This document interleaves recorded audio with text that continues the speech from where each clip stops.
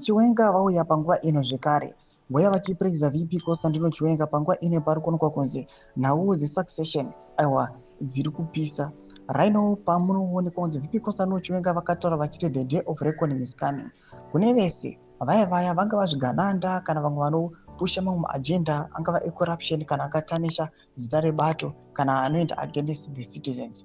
Panguva ino yesana buda mashoko ari kubuda panguva ino ati kuna VP Constantino Chiwenga ari kuonekwa aiwa as an important figure muZimbabwe. Ndio subscribe or like on the bell icon. Tivina paenda link M anoposta General muri kuona budanyira chiti. General is the member of the Mugagawo Declaration of 1975 which formed the structures of ZANU-PF. He was the member when RGM was voted into office, taking over from Ndabaningi Stole. That was the first military takeover. Those asking kuti General akapinda sei ku Central Committee needs your heads examined. General is the one who brought Central Committee into Zimbabwe from Mozambique. Cho ndo mashoko anobuda nyokwa panguva ino online tombomanya macomments tombonzwa kuti vanhu vari kuti kudii. Taananga macomments mwanopinda vachiti ndiye Central Committee wacho then emopinda vachiti exactly mwanopinda vachiti mukungunugwa I hope you know this history bro. Panapa tinoti lini emanobuda nyira vachiti he knows nothing oyo. He thinks weakening owns ZANU-PF. Mwanopinda vachiti he was very junior though. Tongo Rex at Ketera ndo vaivamo.